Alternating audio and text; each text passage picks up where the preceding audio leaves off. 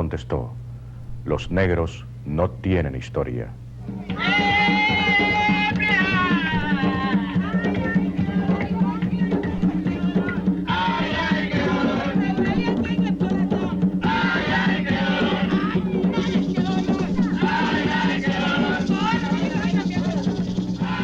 Los negros no tienen historia, le dijeron. No mencionaron a África, ni hablaron de la inmensidad del continente y la diversidad de sus culturas y naciones. No le contaron que casi 200 años antes de que los pueblos de las Antillas supieran de la existencia de hombres negros o blancos, al otro lado del Atlántico, el reino africano de Mali era reconocido como una potencia mundial, con embajadores en países como Marruecos.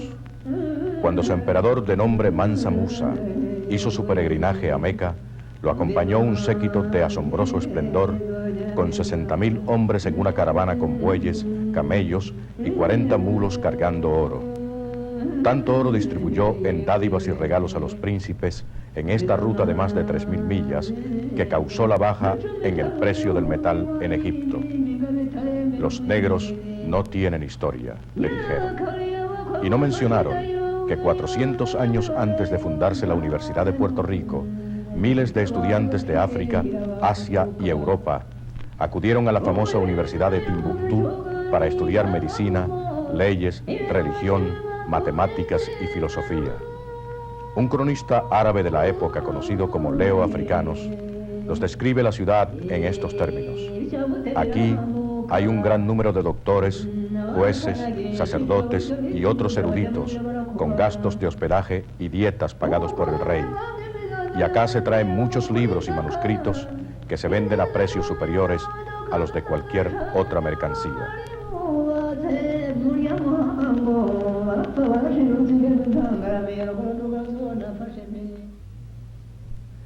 De historia le enseñaron algo de Cristóbal Colón y los reyes de España, pero no apuntaron que en el mismo año que Colón partió hacia el oeste para dar comienzo a la creación del Imperio Español, en África, el emperador de Songhai gobernaba un territorio casi tan grande como toda Europa y tenía un sistema bancario, un sistema de instrucción pública y un extenso código de leyes.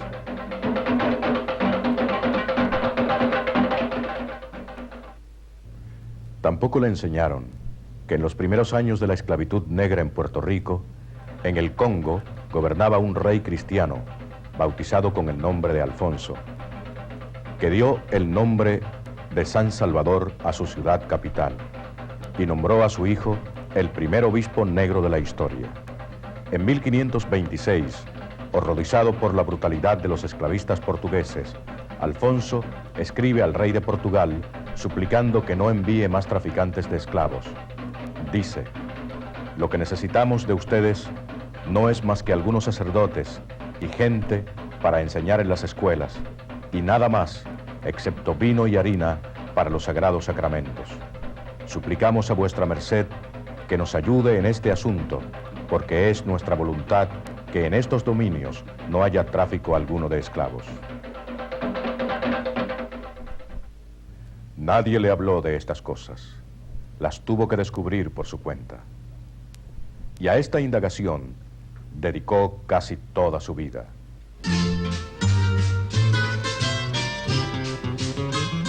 Cuando el niño Schomburg nació en San Juan, los esclavos negros de Puerto Rico llevaban solo 10 meses de haber ganado la libertad. Más de 3 siglos de servidumbre terminaron oficialmente el 23 de marzo de 1873 con la aprobación unánime en Madrid de la ley de la abolición de la esclavitud. En Puerto Rico, la noticia se publicó en el periódico oficial del gobierno, La Gaceta. Queda abolida para siempre la esclavitud en Puerto Rico. En la iglesia San Francisco encontramos todavía el registro parroquial donde aparece la partida del bautismo de Schomburg, donde consta que el muchacho nació el 24 de enero de 1874, hijo de María Josefa Schomburg. El niño se crió y se educó en San Juan. A los 13 años se graduó de escuela elemental. Entonces Estudió también en el Instituto Civil de Segunda Enseñanza, donde tuvo como maestro a don José Julián Acosta, distinguido patriota y abolicionista. Luego, cursó estudios de imprenta en la Instrucción Libre de Enseñanza Popular, escuela dedicada a la enseñanza gratuita de la clase obrera, y también en el St. Thomas College de la isla danesa de Santo Tomás. Desde temprana edad, ya había comenzado a coleccionar libros y documentos relacionados con la historia de la población negra de la isla. El joven Schomburg estuvo siempre relacionado con los tabaqueros, compartía sus ideales sociales y liberales y favorecía el ideal de la independencia para Puerto Rico. Como consecuencia de la represión política de la época, Schomburg decide abandonar la isla y se traslada a Nueva York, donde arriba el 17 de abril de 1891.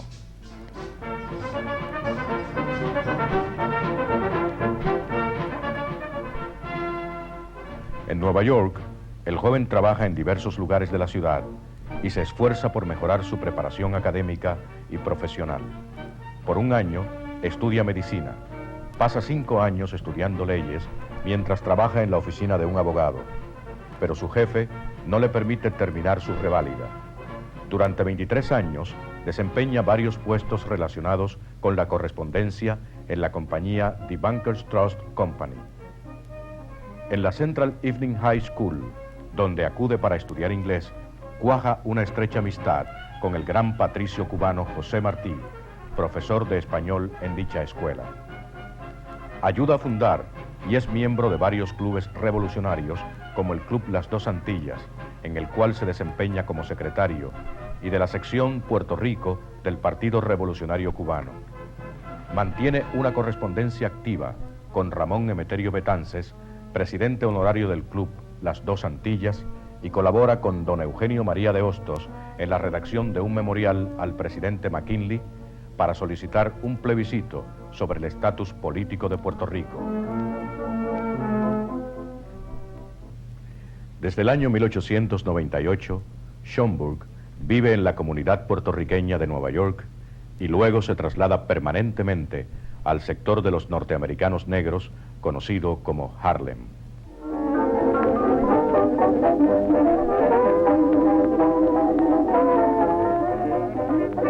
En aquella época, Harlem se estaba convirtiendo en el centro negro más importante de los Estados Unidos y Schomburg participa activamente en su vida social, intelectual y política.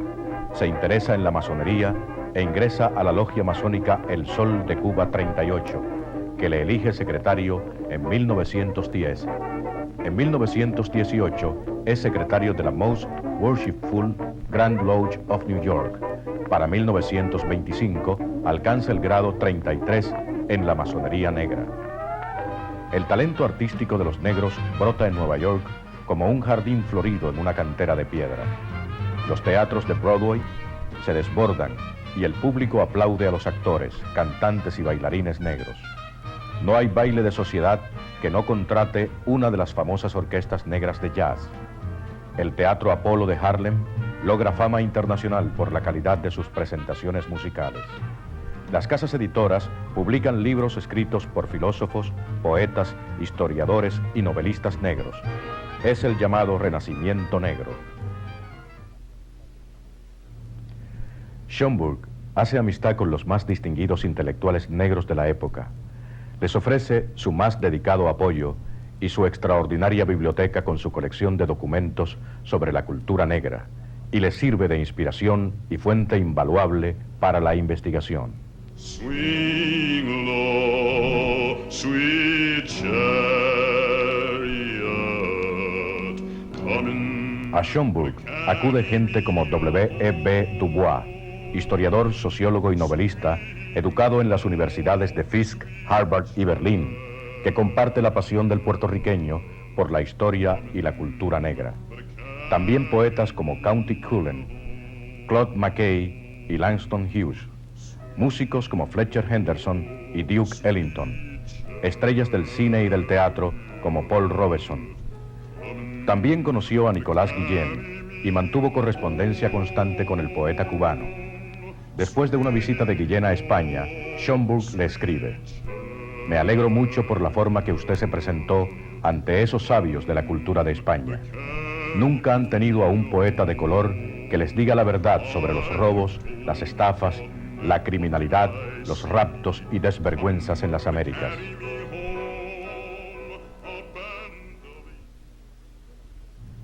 Con el correr de los años, lo que fue la biblioteca personal de Schomburg se convirtió en una colección de libros, manuscritos, periódicos, documentos y objetos de arte de inestimable valor.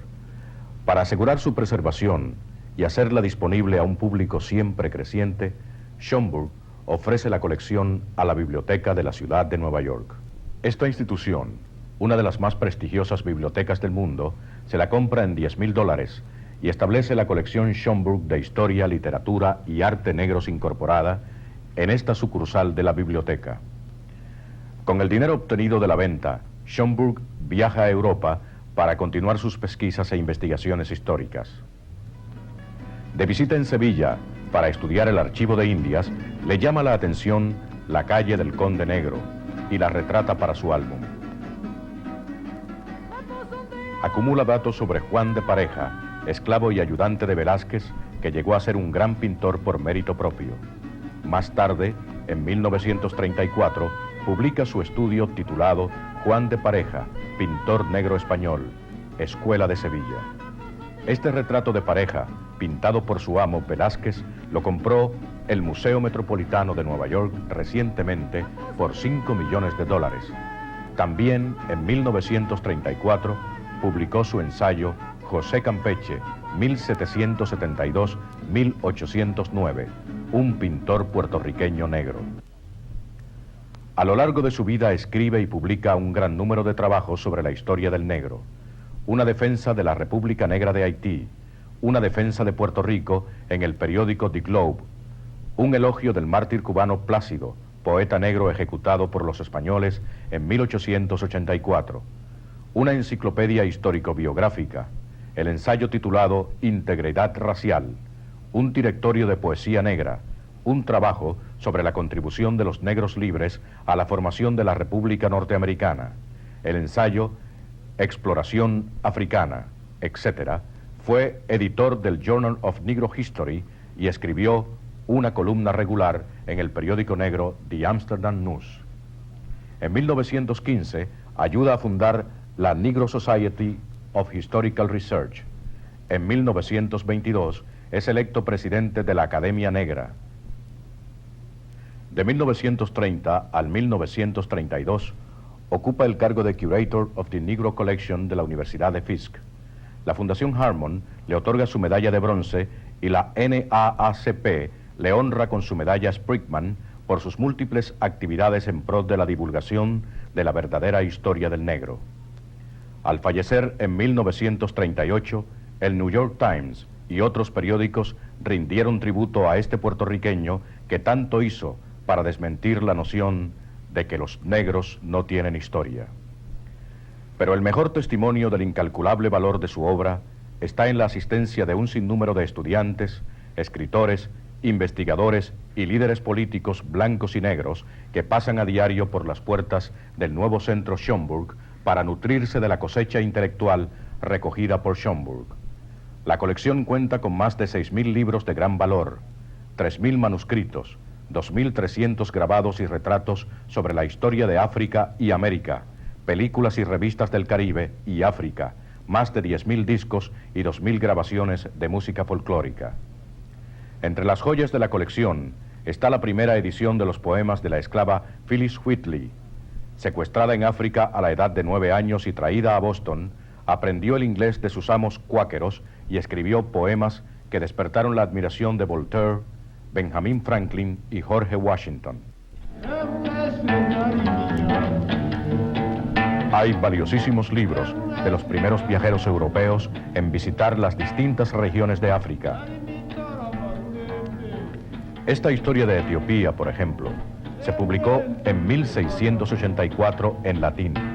El autor, obviamente impresionado con la exótica vida silvestre, desconocida por los europeos también, incluye una descripción geográfica del país, un análisis de su gobierno, sus leyes, su religión cristiana y una etnografía de la vida cotidiana y las costumbres de su gente.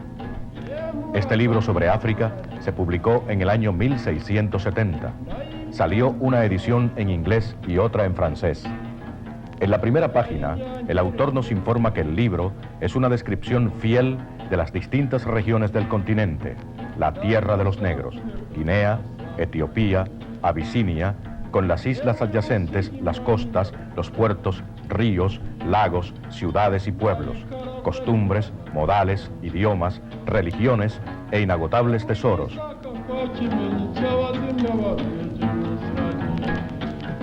Con el afán por la precisión que les caracteriza, los alemanes publican este libro llamado Die Negriter en 1876.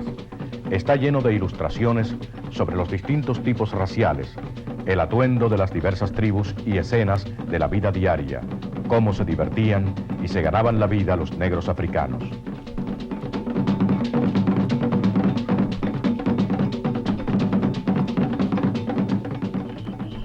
La colección Schomburg también cuenta con un material extraordinario sobre las islas del Caribe y la historia de la esclavitud en Santo Domingo, Jamaica, Cuba, Puerto Rico, además de todo el resto del continente norte y suramericano.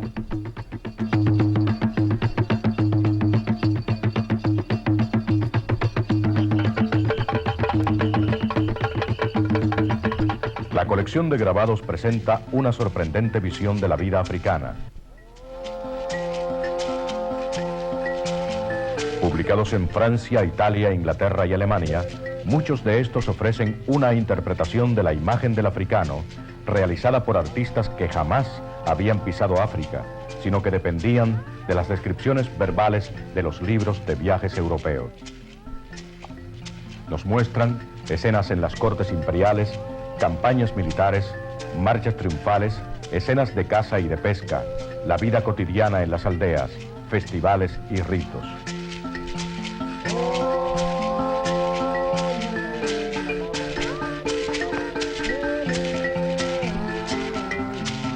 La extensa colección de fotografías incluye imágenes desde el siglo XIX hasta el momento de las grandes luchas por los derechos civiles y la época actual. Estas son algunas de las fotografías del siglo XIX en Brasil.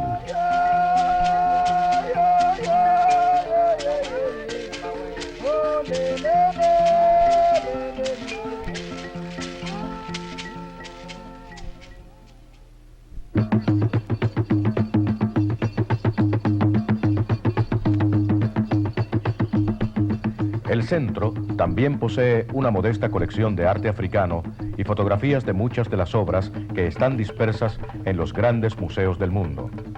La introducción de las primeras piezas de escultura africana en Europa causó asombro y revuelo en el mundo del arte occidental. Tuvo un impacto inmediato en el arte moderno. Las máscaras, las esculturas de madera, barro y bronce de distintas culturas africanas ocupan hoy un lugar sobresaliente en todos los grandes museos del mundo. Según los críticos de arte, las cabezas de bronce de Benin, por ejemplo, no tienen nada que envidiar a las más apreciadas obras del arte griego de la antigüedad.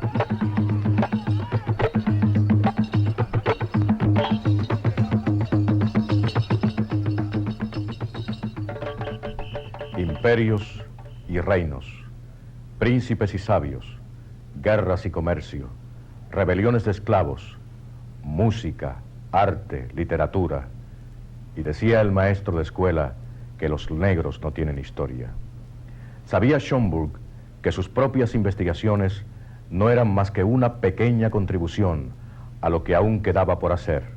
En 1913, en su ensayo Integridad Racial, pregunta: ¿dónde está nuestro historiador para dar nuestro punto de vista? ¿Y dónde nuestra cátedra de historia para enseñar a nuestra gente su propia historia? Lo que propone hace 70 años se viene realizando en muchos colegios que hoy disponen de una cátedra de estudios africanos. Hemos dicho que Schomburg pasó casi toda su vida en Nueva York. ¿Qué significado tiene su obra para nosotros aquí en el Caribe, en Puerto Rico? Doña Flor Piñeiro de Rivera acaba de escribir un libro sobre este aspecto de la vida de Schomburg. Hablar de Schomburg es sumamente fascinante para mí. Me parece que la contribución mayor de Schomburg es en el campo del humanismo.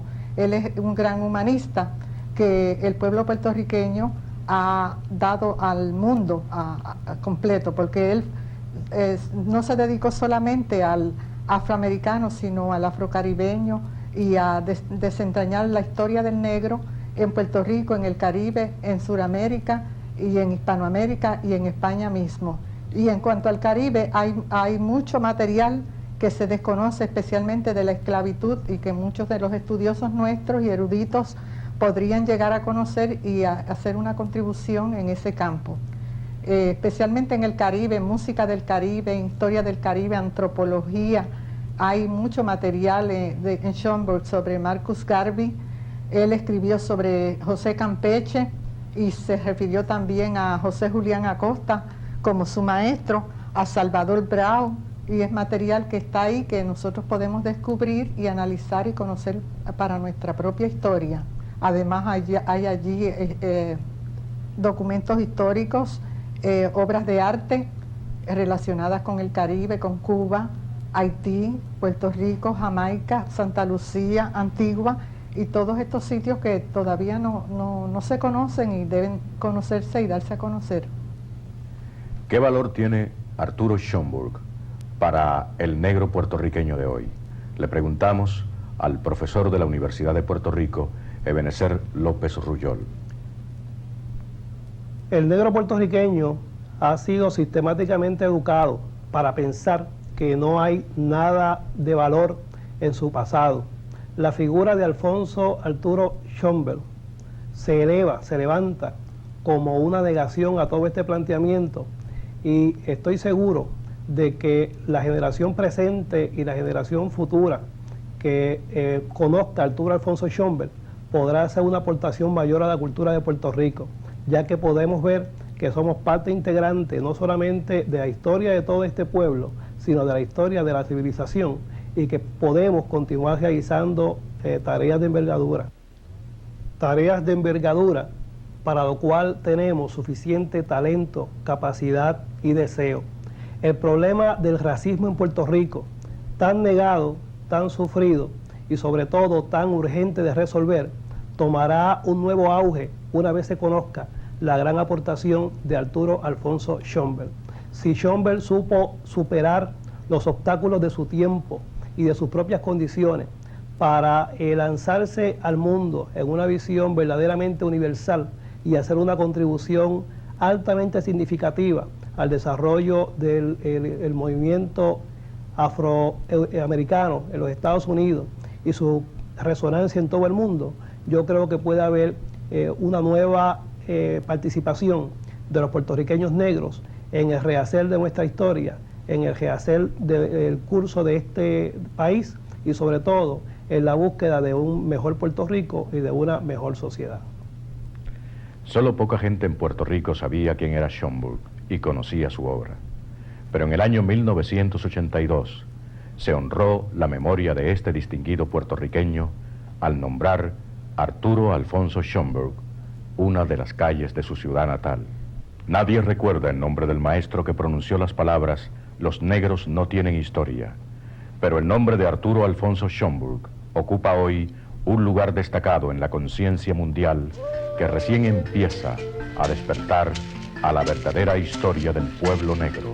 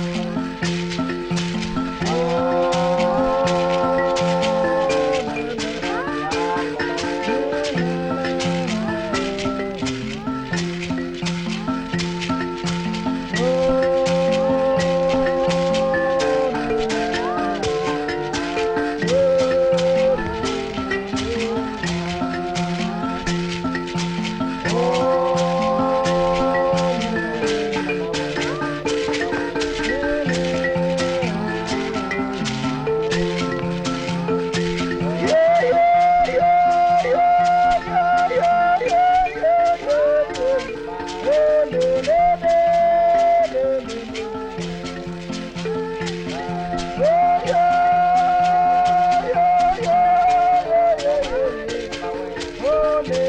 le.